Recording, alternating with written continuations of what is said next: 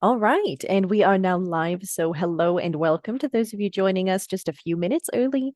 My name is Charlotte. I'll be your money show host for this session. I do have Jay here with me in the Zoom room. We are ready to begin his presentation on time at 1 p.m. That's Eastern time, coming up in just a few short minutes. Thanks again for your patience, and I hope you're enjoying the show so far.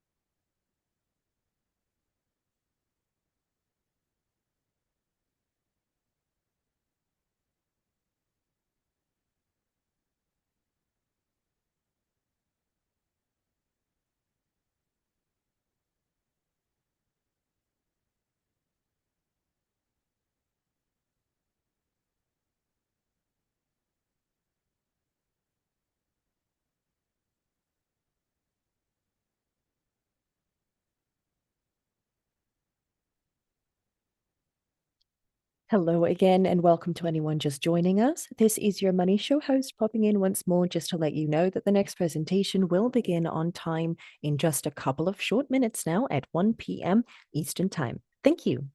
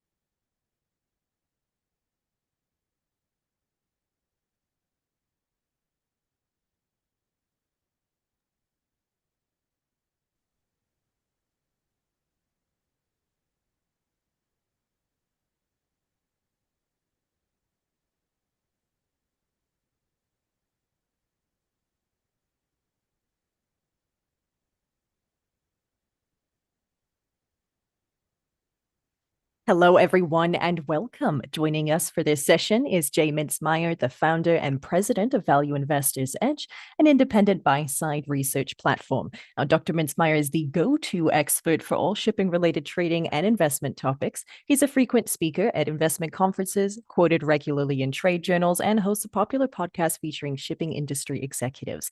Now, to our live viewers, please share any questions you may have throughout this session in the live chat box. It is located on the right-hand side of your video player. Don't be shy. We will be leaving a few minutes at the end here for questions, time permitting. And with that all said, Jay, I will hand the mic on over to you. I'll be here if you need me, but the floor is all yours.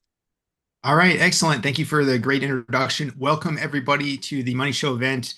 I've had a long-term relationship with Money Show, been happy to participate in lots of conferences, virtual and in person. It's been almost a year though, so I'm excited to get back to this. Recently became a dad. We have twins that are coming up on 6 months, so life's been busy, but I'm glad to carve out a few minutes with you all this afternoon or this morning if you're on the West Coast like I am. So please forgive the kind of kitschy title there, 50% upside. I stand by that, but hopefully it drew some folks in that excited to see what we're going to talk about. Quick background on myself. If you're not familiar, I have about 15 years of experience in shipping markets. I started out on Seeking Alpha. We launched our independent research platform, Value Investors Edge, in May of 2015. So celebrated the 10-year anniversary this year. We're all getting older, hopefully wiser. But been involved for a long time in shipping. I have a master's in international policy and completed a PhD a few years ago on trade flows and sanctions. We'll talk a little bit more about the VIE performance. I want to highlight some of the amazing team we have over at VIE. We have a team of 12 total, including 4 interns. We have 6 full-time analysts. These are some of the more prolific faces and folks you might be familiar with there. Today, we're going to streamline things. We got 30 minutes, and I want to spend almost 10 minutes if we can on Q&A. So we'll try to streamline a lot of this, get this done. But this is today's focus. We're going to talk about shipping, why I think it's interesting. Repeat material for those of you who've seen this presentation before, but hopefully a good refresher. We'll talk about the VIE approach and performance. We'll do a little income stuff. I realize this is an income forum. I'm going to respect that. We're going to spend at least 5 minutes. I'm going to share a bonus income pick for y'all. And then we'll get into the meat and potatoes, talk about the top pick for 2026. Hopefully that gets us to about 20 to 23 minutes, and we'll save the rest for questions. So if you have any questions, please go ahead and throw them into the chat bar. So why invest in shipping? I hear that from a lot of folks that you can't make money here. It's too volatile. The managements can't be trusted, all these sorts of things. Some of those things are true. There's always a kernel of truth, right, when you hear something like that. But there's also massive outperformance in shipping, as you'll see as we go through today's slides. I like shipping personally because it's a niche sector. There's not a lot of broad market focus here, not a lot of experts, not a lot of folks that know what they're doing, and a lot of misnomers, trade opportunities that come up all the time. As I mentioned, the publicly available research, it's often limited, or it might just be outright wrong. A lot of times the gut instinct might be incorrect. For instance, after the Russian invasion of Ukraine, that was a very, very bullish catalyst for tankers and for energy shipping. But it maybe the market initially, or maybe a lot of folks initially thought war, oh, I don't want to touch that. We've seen some recent things with tariffs and sanctions where there's been beneficiaries to these actions, but the initial market gut reactions sell everything. These are cyclical markets and they're leveraged to rates, so your timing matters. You have to be paying attention to what's going on. You have to understand when a market's primed for success or when things are getting bloated and sort of risky. News and trends, I think I kind of mentioned this already, but they're 3 to 6 months behind the curve. So hopefully what you're taking away from this is a sector where if you do the hard work and pay attention and work hard, you really can outperform. In terms of like a big name like Apple, I can't say I bring any edge to analyzing something like that. And just from like a gee whiz perspective, I'm an academic in some parts of my life. This is the nexus, just the intersection between current events and geopolitics. If you like talking about war and sanctions and tariffs and trade and relations with other countries, shipping is the practical output of all of that, and closer and more so than any other investment sector you can find. And what everybody cares about, making money, right? And we'll talk about how we've done over the last decade plus. One other benefit to shipping is it's diversified within itself. And this is a little counterintuitive, but people think of shipping as a monolith. How's shipping doing, Jay? Is shipping bad this year? Is shipping good this year? Look, there's 8+ segments of shipping. Each one's got their own supply demand drivers. Today, we're going to talk a little bit about the tankers. We're going to talk a little bit about the dry bulk. We don't have time to cover them all, but here's a list for y'all. Some of the learning curves in shipping can be a little bit steep, but it can be rewarding for those who take a little bit of time to learn. And it doesn't take years to learn, right? It takes a few weeks or getting hooked up with the knowledgeable sources, but you got to be careful about screening for classic value ratios. Things like price to earnings or price to book can be misleading, especially in a cyclical sector. You might say, oh, this is a low price to earnings stock. The earnings are surging. Earnings growth is great. Well, yeah, but the rates are about to go off a cliff. Or you might say, hey, this thing trades at a huge discount to book value, right? It's a value stock. But maybe they bought all those ships at the top of the market, so their accounting value is inflated. The real market value might be underwater. I've seen companies with a price to book ratio of 0.2 or 0.3x go bankrupt. So you be very careful with these classic value ratios. On the flip side, we're in a bull market like we are today. There's companies that have a book value of 1.4x. You might say, well, that's a little risky, a real asset company trading above book. Yeah, but the company was smart. They bought all their assets at record low values, and now the assets are worth more. So you can't really just look at these classic value ratios. dividend yields can be misleading and dangerous. And I got a whole section on that coming up because this is an income forum. But we'll expand more upon that one. But don't just trust a dividend yield. You got to do a little bit more deep diving than that. There's a big difference between the current rates and where we are in the cycle and the seasonality. For instance, dry bulk, the rates are almost always terrible around February. It's the Lunar New Year. China is resetting everything. The rates almost always slump. And that's when you'll usually see charts on broad, sites like Zero Hedge saying, oh, global trade's crashing. The BDI, Baltic Dry Index is in the tank, and that's every February. So that's normal. But you got to understand that seasonality and also where we are in the cycle. Are we mid-cycle, fifth inning? Are we recovery? It's going to be rough for a couple of years. Are we tip-toppy and things are risky, right? So you can't just look at the rates and say thumbs up, thumbs down. And I mentioned it already, the seasonality is important. And then corporate governance. You have to know these management teams, understand their incentives and alignments. I apologize if you hear some crying in the background. We got a babysitter with the twins. But anyways, sorry, folks. Corporate governance is very important in this sector. It's important to know who you work with. And that's why being in the sector for more than 10 years, I've met almost every single management team personally. We've done a lot of podcasts with them, like they mentioned in the introduction. And that's important. You got to understand where those incentives are aligned or misaligned. How do we outperform? Well, we do all those things. We've done all the hard work. We have a team of 12, right? So a lot of folks doing hard work, doing the right things, and we stay in our lane. Absolutely. I'm not going to just read this whole list, but you can see that every person has a role and has a job, and they don't venture outside of that role. None of us are going to be talking about Bitcoin or Apple or Tesla or none of that stuff. We are here only for shipping and related energy infrastructure. Because of all that, I believe the proof is in the pudding. You can see our long-term results from 2016 to 2018. Those are tracked trades. In 2019, we launched long-only model portfolios. We wanted something easier to follow for our members, something we can have on like a Google sheet that's just good through posterity, through time. And you can see the performance. 38.7% annualized return over the last decade. That's a 25x return. That compares to the S&P 500 at 14 and Russell at 8 and the shipping industry at 11. I get that question a lot. People say, hey, Jay, I love what you do. You do great stuff. Shipping's great. Is there a shipping ETF? Yeah, there is. The symbol is BOAT, B-O-A-T. So feel free to look it up. Take a look at their 5-year returns at BOAT, and then take a look at Value Investor's Edge 5-year returns.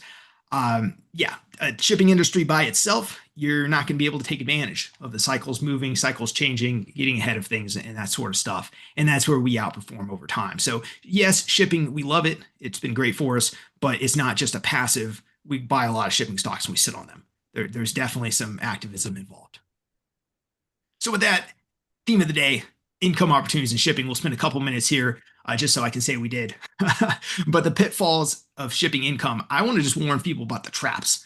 Shipping, I shouldn't be saying this, but I got to be straightforward. It's not the most easygoing sector for income. If you're coming here for income, there are some good vehicles and we can find them, but it's not as easy as looking at a dividend yield. There's a lot of traps. Those dividend yields are often based on free cash flow and they're variable payouts. So when times are great, there's this giant dividend, but it's not fixed. It's not sustainable. The second rates go over, the dividend's cut. Sometimes it's zero. So be very careful with those dividend yields. There's a lot of times where a firm will have old legacy vessels that had these good deal charters on them. They fixed them for 5 or 10 years. Good job on the management team, right? 5 or 10 years ago. But those charters are about to expire and the ship's basically worthless because it's really old or the market's bad. And when that charter expires, suddenly that dividend coverage goes right out the window. So you got to be careful of those. There's been a lot of those. You got to watch for leverage and refinancing. A lot of these firms will run leverage up real high, pay out a big dividend and try to lure in retail investors. Well, that works for a couple of years and then you got to refinance. And that's not just shipping. I mean, that happened with MLPs and pipelines. A similar story, right? I mentioned this at the start. Is that dividend variable? Is it fixed? Is it backed by anything? Is there a 5 or 10-year contract or is it just spot rates? If it's spot rates, be very careful. Is this management team, do they have a track record? Are they trustworthy? We've seen cases where there'll be big dividends for a couple quarters and then boom, there's a share price offering or secondary or something like that. So again, I'm the shipping guy, but I'm warning people to be very careful about income in shipping. That said, we're the experts in the sector, right? We've had a shipping income model since 2019, And over the last 7 years, we have only had one surprise dividend cut in 7 years. I am very proud of that fact because there's a minefield out there, folks. And this is how we've done it with income over the last 7 years. It's not as eye popping as the other chart because these are more conservative, more easygoing positions. But you can see the average yield each year. We generally have between 8 and 11% yield over the year. This year's a little bit lower. We've been more conservative in 2025. But you can see the annualized return, and you can compare that to the S&P, way above the Russell, or the AMLP, which is our high yield comp. So this is really kind of the comparable. Our yield has been about 1.5 times that of the AMLP, and we have more than doubled the total performance. So that's historics, but I want to share an income idea today. I like SFL Corp, stock symbol SFL. It's got a 9.7% yield. It has been beaten down for good reason. They had an oil rig that failed to find additional employment.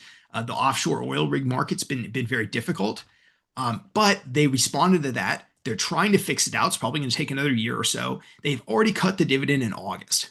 I think there's a low chance of another near-term cut. I've known this management team over there for almost a decade now, and these are very smart, capable folks. They're straight shooters. If they have to cut it eventually, right, they will. They'll do the right thing. But I think for at least the next few quarters, that the dividend's stable. The company's net asset value range is between 10 and 12, depending on what sort of multiple and residual values you put on things. So 10 more conservative, 12 a little bit more optimistic, but that's without the Hercules rig. That's if that thing goes to zero, never makes another penny. It's worth 10 to 12, and SFL's trading in the eights.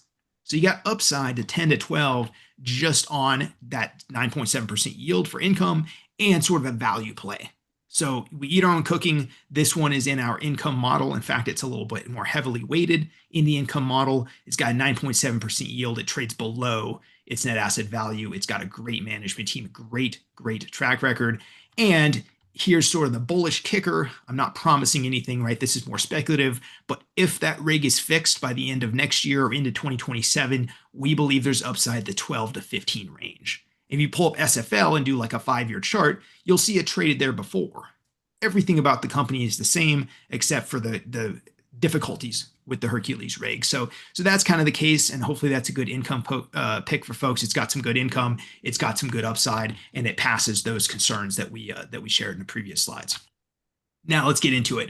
Why shipping into 2026 and our top public pick? So there's 4 reasons that I like shipping into 2026. There will be a more expanded public article coming out on Seeking Alpha, hopefully later today, but if not later today, again, for folks watching the recording, this is November 19th, about 1 o'clock in the afternoon Eastern time. Hopefully it'll be out later today. If not today, probably tomorrow. It'll expand upon this in more detail, but the high points here.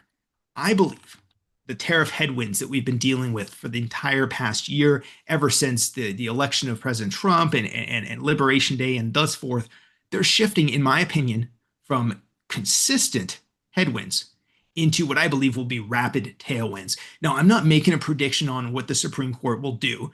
I think they've given their own hints on what's most likely, but even without the Supreme Court, we have seen some excellent deals for shipping. And it's counterintuitive because everyone thinks shipping is going to get hurt the worst by this sort of brooding trade war between US and China. I actually think shipping, particularly energy shipping, could be a key beneficiary.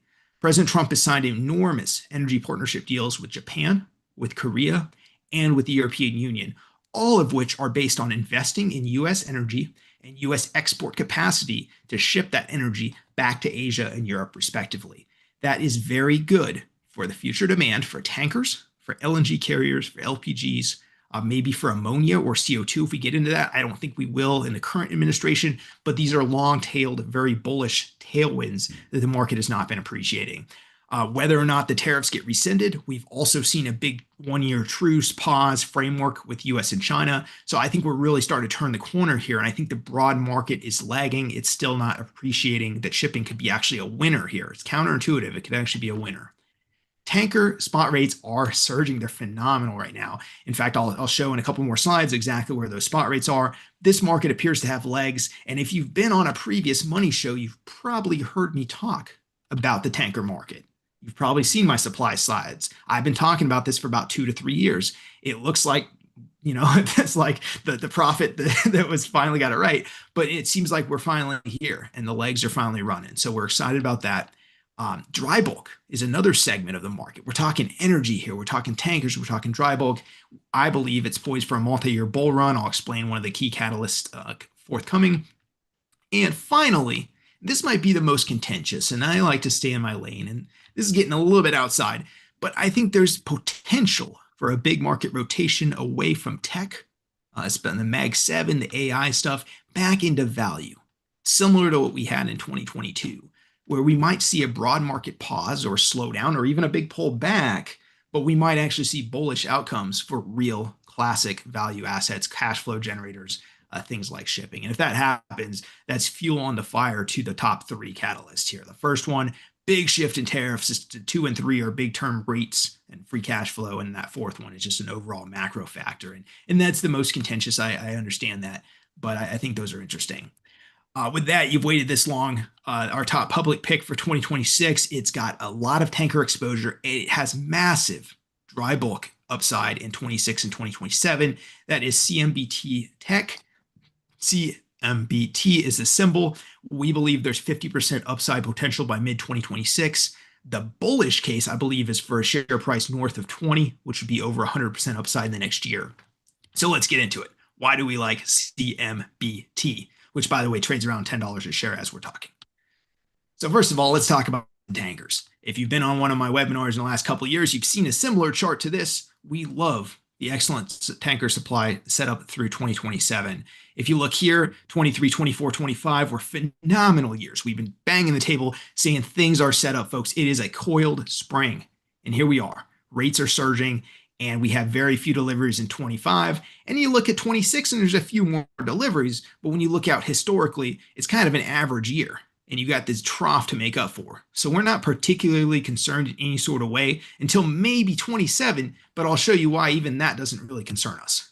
So the current tanker order book, that's all the stuff in the red, that's all the new ships, are about 13% rounding up. Just remember 13% in your head. And I'll explain why we don't really worry about 26, 27, and 28 supply.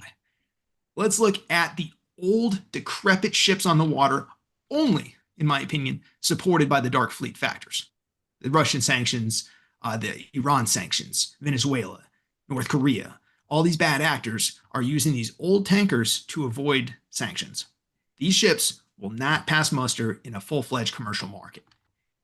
Look at this, 22.5% age 20 years of older. Most commercial tier 1 customers, think Chevron, Exxon, Shell, will not touch anything above 15. Now you can go over to Asia and trade among teapot refineries and things, and they'll probably take your tanker up to 20, maybe 21 years old. But you get past that, and you could only deal in dark fleets. These are decrepit, scary ships that question, in my opinion, shouldn't even be on the water. And we got 22% of those right now versus 13% forward supply. So the forward supply growth, in my opinion, holistically is still negative. It's still negative by about 9%. So very bullish supply picture. Now check this out. This brackets the fleet from 2012 and older. And why does that matter? That means that by 2027, a year and a half from now, not even a year and change from now, 52% of the entire fleet, including the new builds. By the way, if you order a new build, you're not getting it until 28 or 29, probably 29 at this point. In fact, there was recent orders for 2029 deliveries. So 27 is already fixed in stone. You're not adding more ships there. Let's keep that clear. So 52% of the entire fleet on the world's water is non-competitive by 2027. What was the order book again? 13%. So phenomenal setup in tankers. And I can't promise the rates will keep going forever, but the supply side is very accommodating.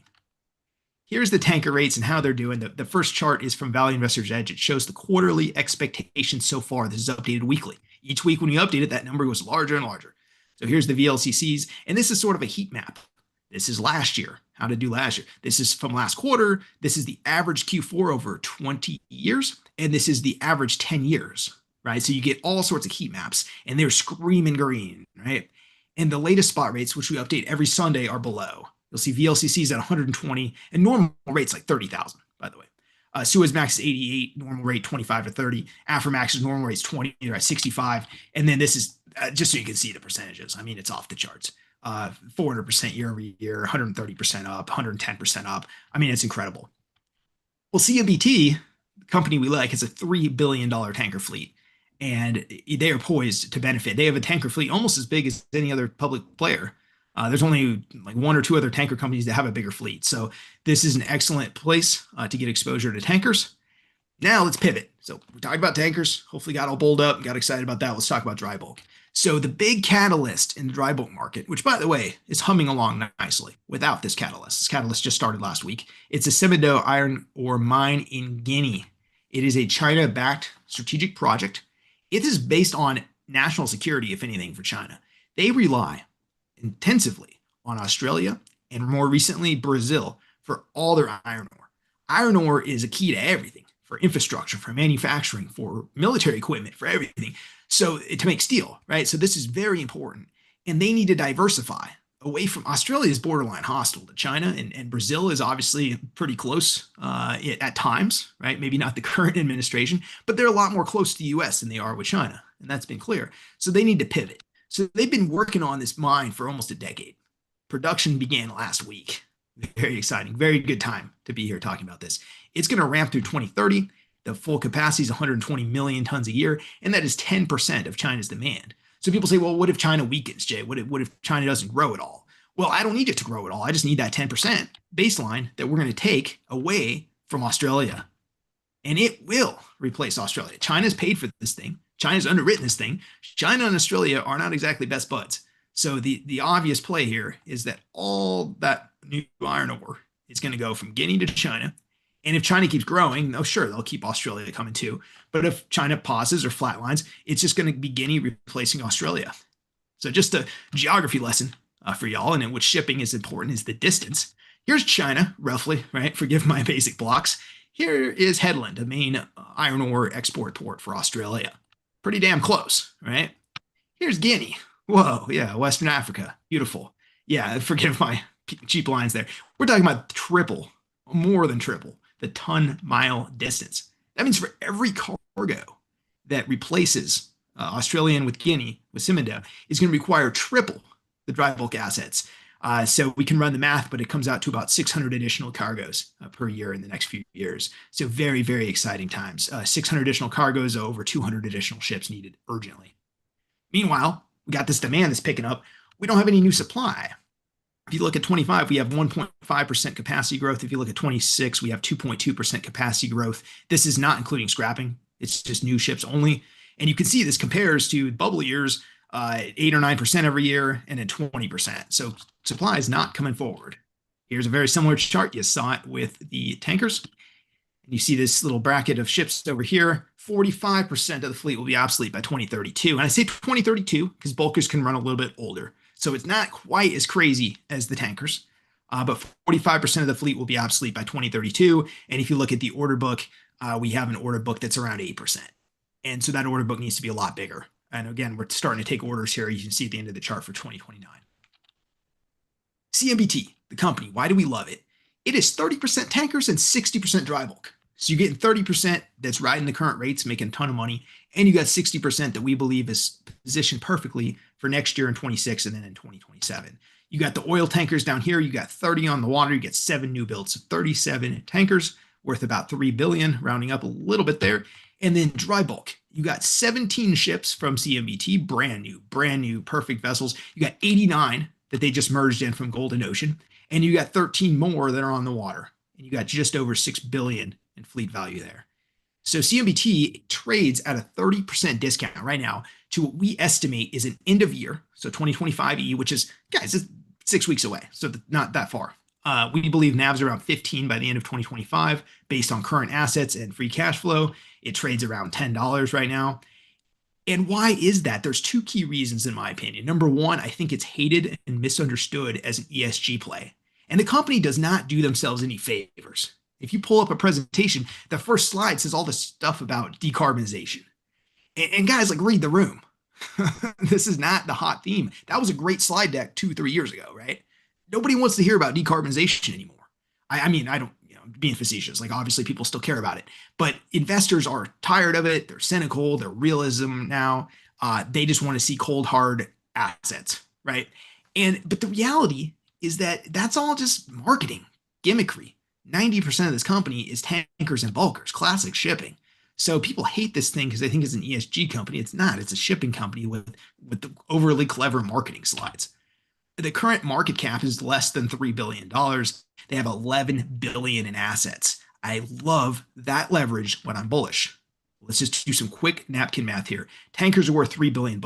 In a 20% upside scenario, which I think is fairly conservative, you get 600 million upside in assets. That's $2 a share. Yeah, okay, $2. That's all right. Bulkers, there were 6 billion. Here's where things get exciting. 30% upside scenario in the next year and a half. I think that's actually fairly conservative as well. If you're bullish, right? It's obviously bullish leaning. That's $6 a share. So now we're up $8 a share.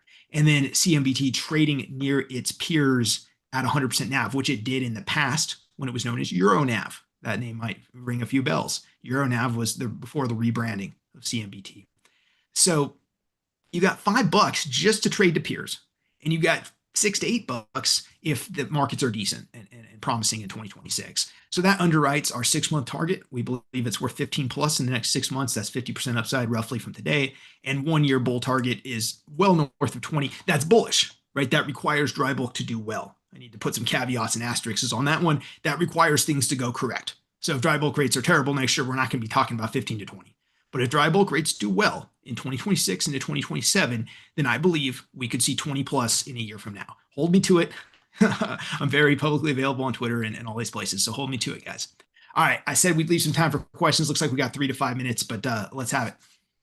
Fantastic. Thank you, Jay. No, I did get a lot of questions earlier in the session about this CMBT.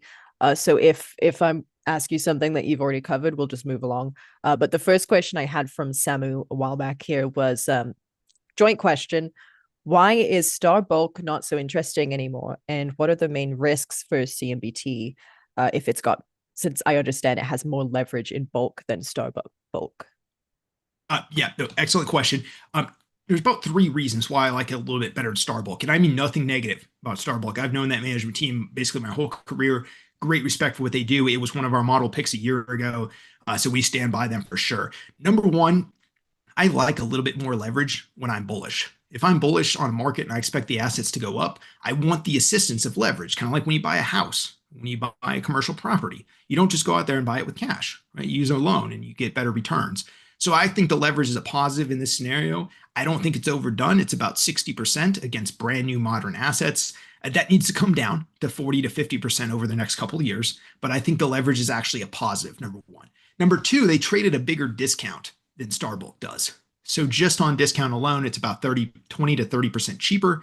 So that's a positive in addition to the upside leverage. So the upside leverage, bigger discount. And reason number 3 is they have 30% of the companies in tankers, which is raking in free cash flow right now. Starbulk is doing okay, but you just saw the earnings come out yesterday. We haven't turned the corner on dry bulk. Dry bulk's okay, but we're not super bullish yet. And so we need something to bridge us there. And that's what the 30% of tankers is doing. So those are the 3 reasons why I think CMBT is a much better pick at this point than Starbulk. Thanks, Jay. I also had a couple of people asking here what the effect of the Ukraine war resolution on tanker rates will be.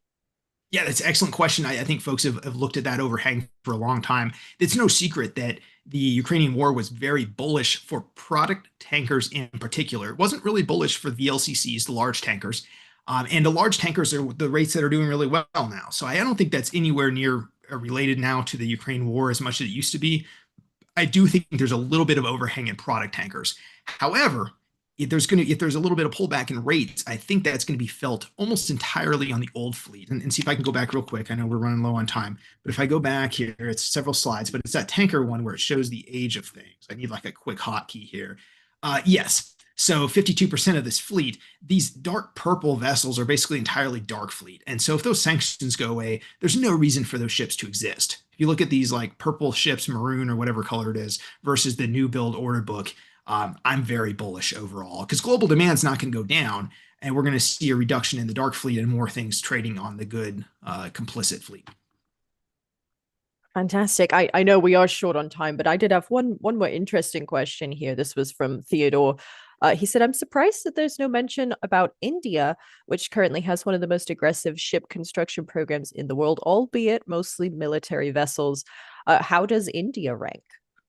Well, India is very interesting on the demand side for petrochemicals. So LPG in particular, liquefied propane, they're a huge demand driver for that market, and they have been backstopping amazing results for many of our shipping firms. India does have some commercial shipbuilding, but as the person mentioned, it doesn't really compare very high to Korea and China. China's number one by far, Korea's number two.